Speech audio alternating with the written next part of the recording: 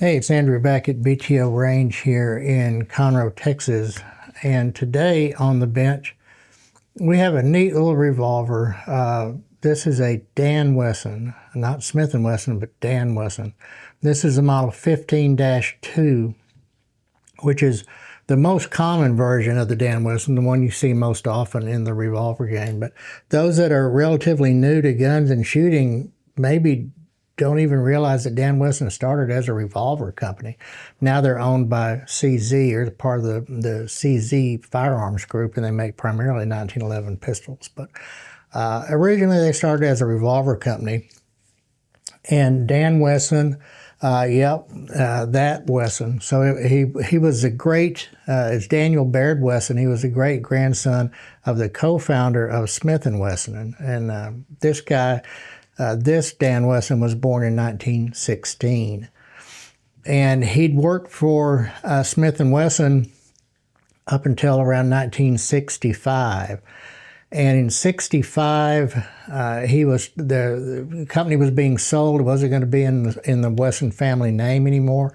And it was being sold to a conglomerate called Bangor Punta. And Bangor Punta was a large corporation that was a combination of a sugar company from Cuba and two different railroads. And they owned a bunch of stuff. They owned Taurus. They owned some yacht companies. They owned a bunch of some shooting, some sporting goods, some pleasure industry stuff. They owned a bunch of it. And in 65, D.B. Wesson, Dan Wesson, was trying to gather up enough shares, buy up enough shares, get enough people together to block the sale or to take over the company and not sell to Bangor Punta. He was not successful. The Smith & Wesson sold to Bangor Punta, where it stayed until '84 when it sold to Lear Sigler. But in '66 he was gone, and he said, "Screw it, I'm retired. I'm 50 years old. I'm done with this." So he couldn't stay retired very long, so he opened up a machine shop, D.B. Wesson Inc. And because he was a revolver dude and he was kind of ingrained into his system, they started making some tool room prototype style revolvers.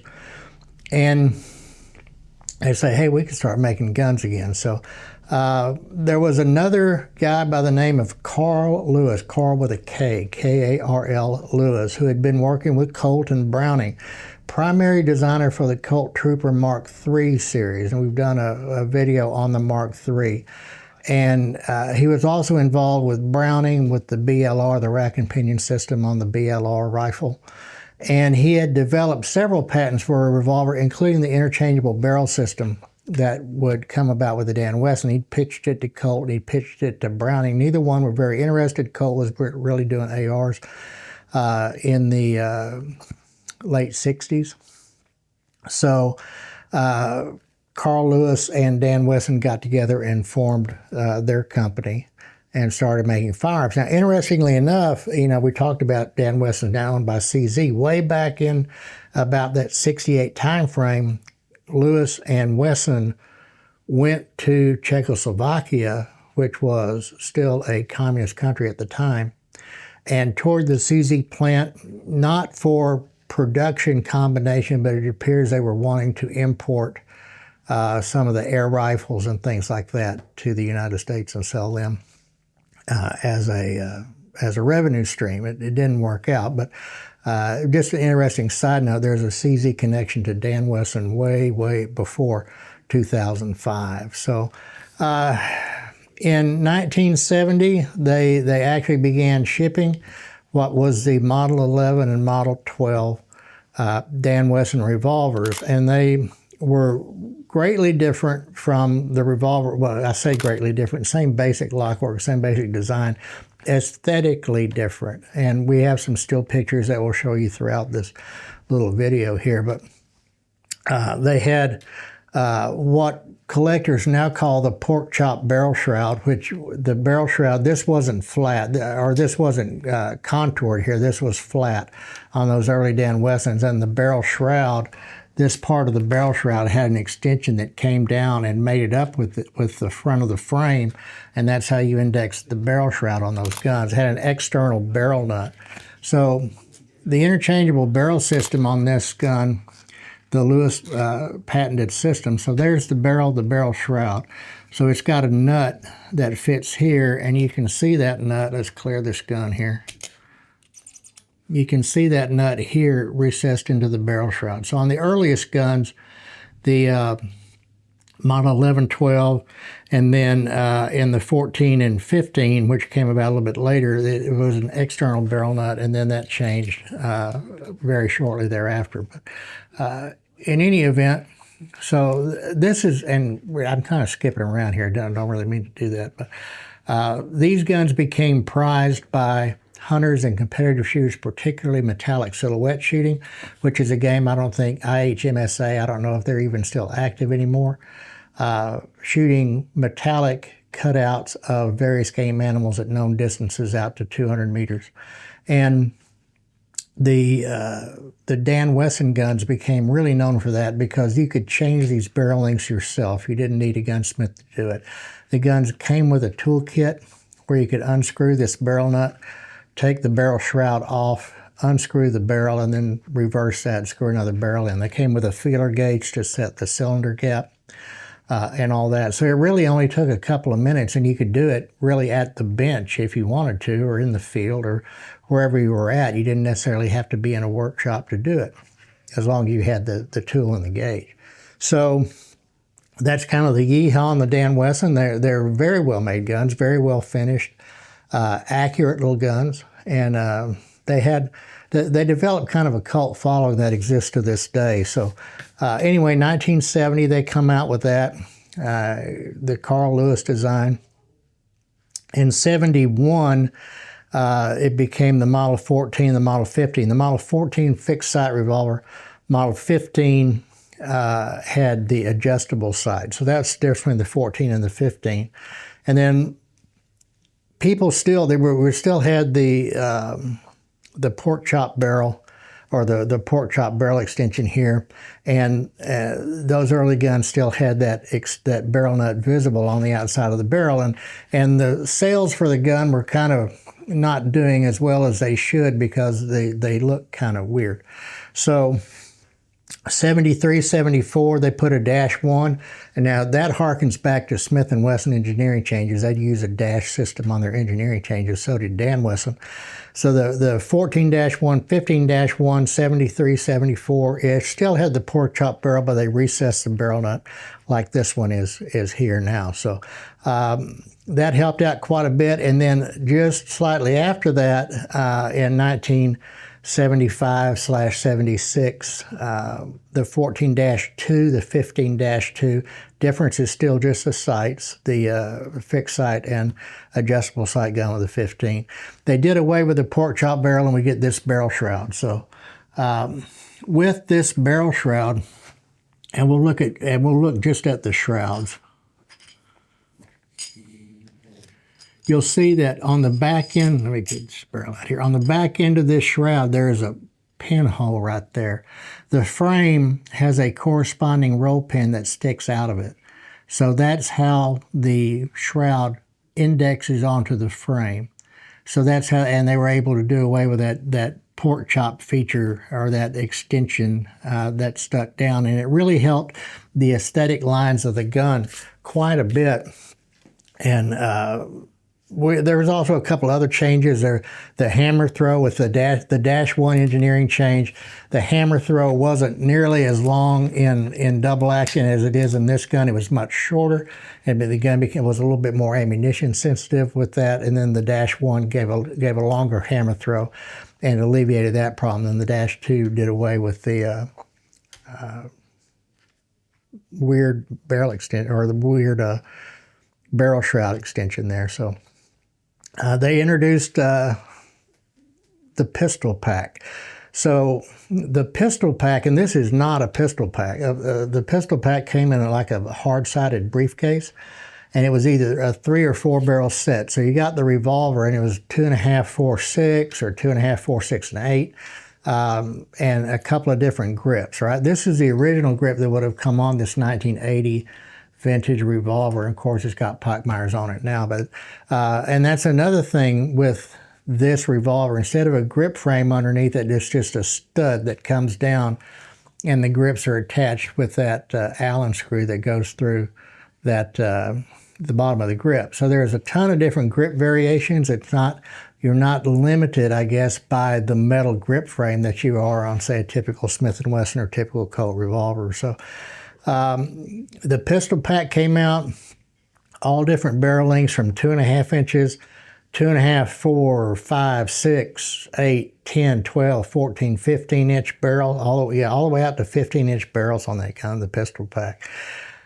And the 715 came out, and the 7 series in Dan Wesson means stainless steel. So it starts with a 7, it's stainless. So the gun became produced in stainless steel. So in 1980, they start making a larger frame gun in .44 Magnum, and they introduced ported barrels. So we have what they call power control, which was basically just a ported barrel and shroud. So in .44 Magnum. Now, they were supposed to have been available in .357 Magnum. I don't know that it ever truly was. I've not seen one, but it's fairly common to see that in .44 Magnum. So along about then in '83, Seth Wesson left Dan Wesson.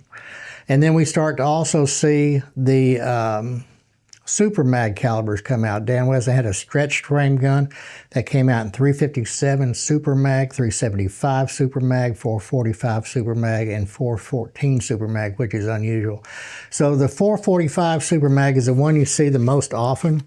It's basically just a stretched and elongated .44 Magnum case. You can fire .44 Magnum and even .44 Special in a .445 Super Mag. You can fire .41 Magnum in a .414 Super Mag.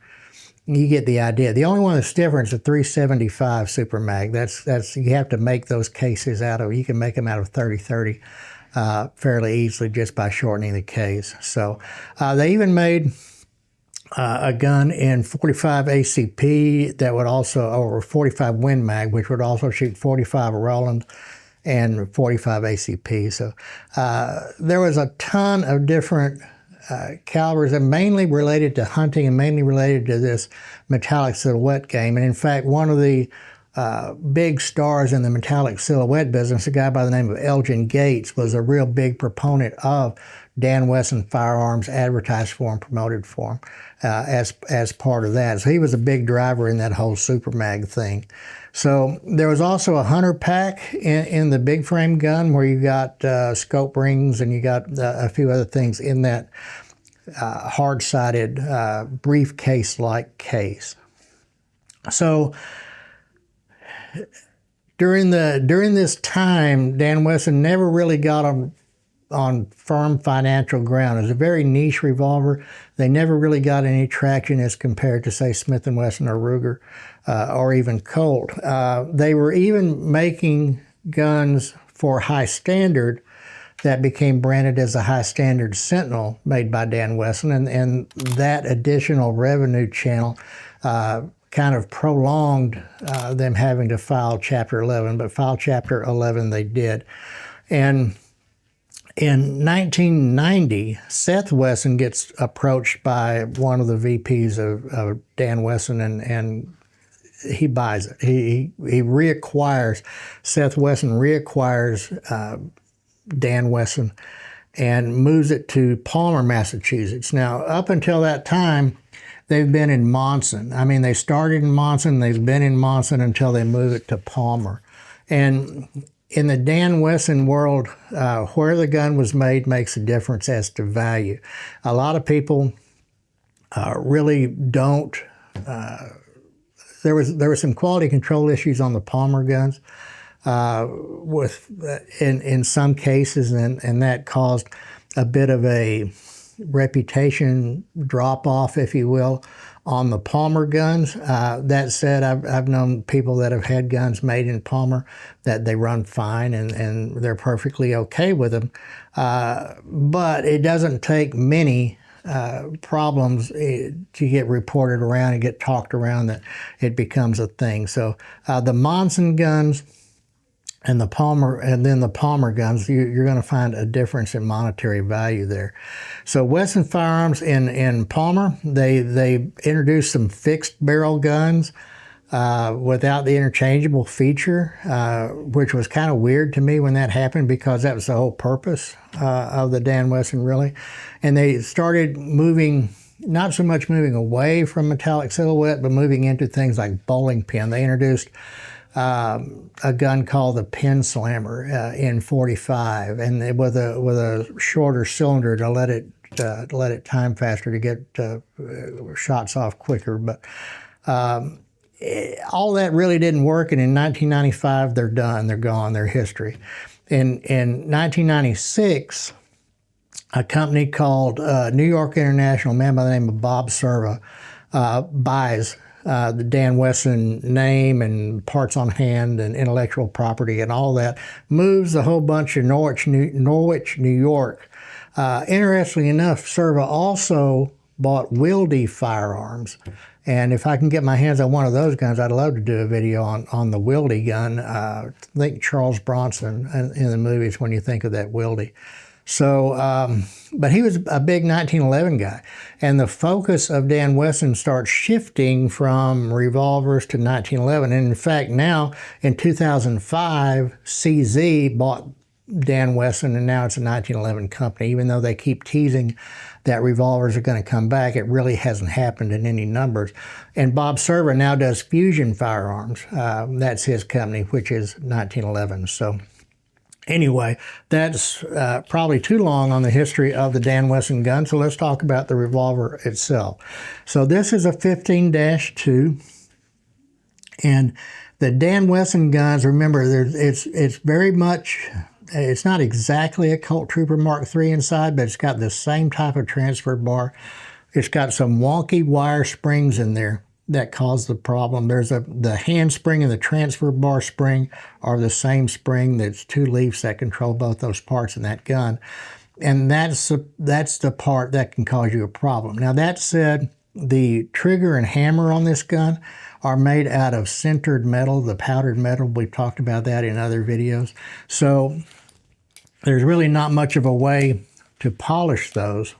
And they just kind of are what they are. So there's a coil mainspring under here, and how you tighten this screw depends on whether you have a double or a single action gun or not. So you've got to watch the tension on this screw here, as well as on the rear side plate screw.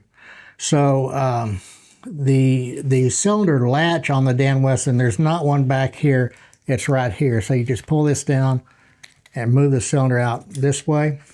And then, I don't know if you can see it, there is a spring-loaded detent ball in the recoil shield right here, and that indexes into this hole inside the ratchet right there. So that's the two kind of lockup points on the Dan Wesson. It kind of locks up here in the rear, and the primary lockup is here on the front of the crane. So the cylinder runs clockwise, so it turns into the frame instead of into the yoke. And that helps it, in my opinion, it helps it retain its timing a little bit more. It resists wear more is what I'm struggling to get out. The polishing on the Dan Wesson, the polishing and the bluing on the Dan Wesson have always been right up there with the best of the best, really. Now that said, I have seen quite a few of these guns on the used market with a purple cast to them, that purple hue that we talk about, and virtually every one of those have been reblued. And whoever reblued it didn't watch the heat in their tanks, and they didn't pull the gun soon enough and cause that blue thing, cause that purple tint to it.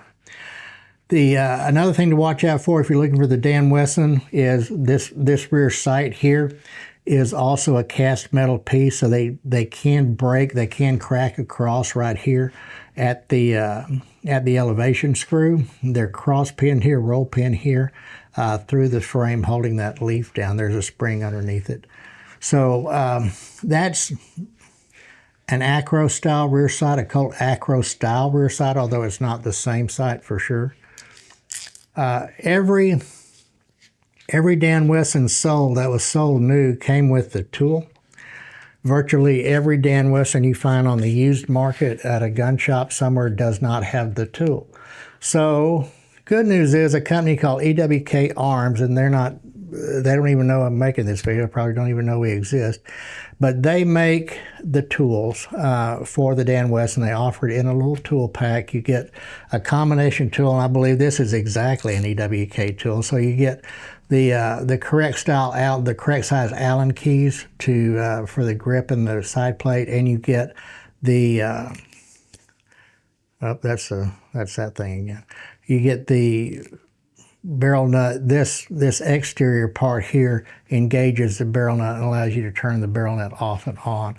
So the only thing I don't have is the feeler gauge. They came with a 6/1000 feeler gauge to set that barrel cylinder gap, and then people were setting them at 4/1000, or people were setting them at whatever they felt was a better barrel gap for whatever they were doing. So, but a feeler gauge is easy. You can make it out of, you get 6/1000 shim stock. You can make the feeler gauge. That's not a problem.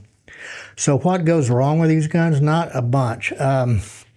Mainly, it's related to that transfer bar / cylinder handspring, because it's a relatively light construction wire spring. It can bend, and when that happens, the cylinder hand can come off the stud inside the gun.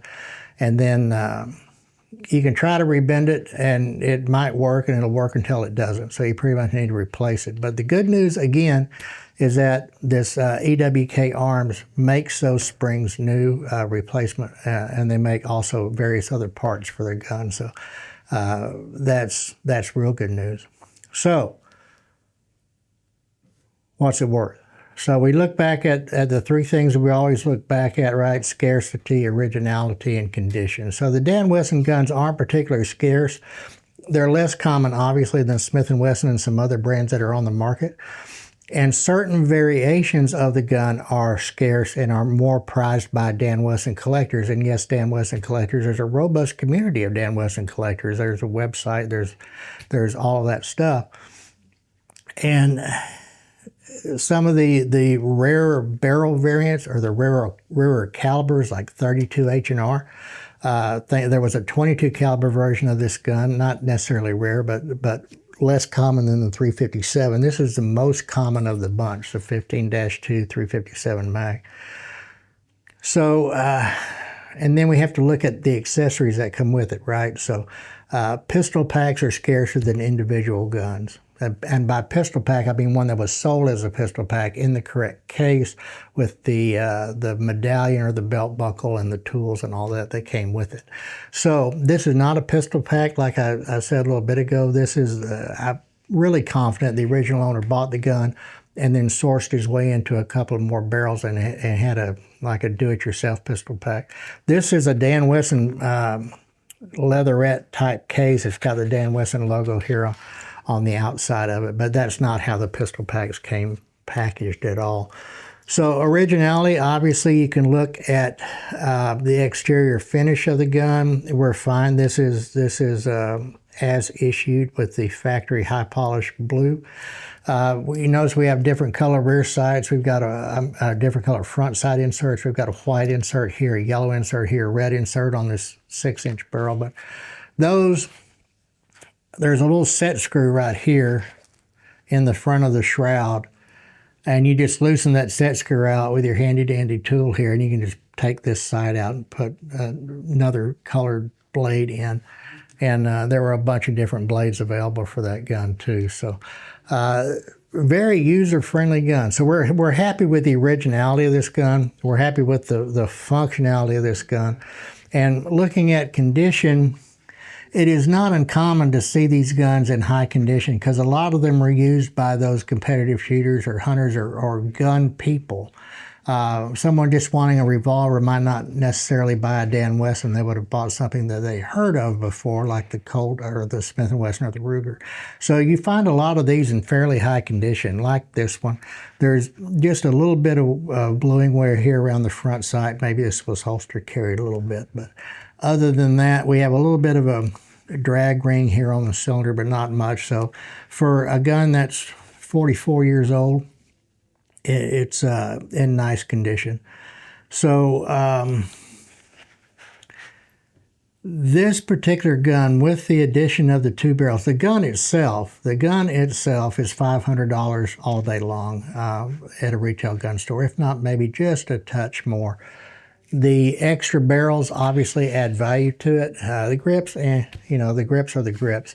But the extra barrels, this whole set right here, about $900, 800, but somewhere between 800 and $1,000 would be a good retail evaluation of this particular revolver set.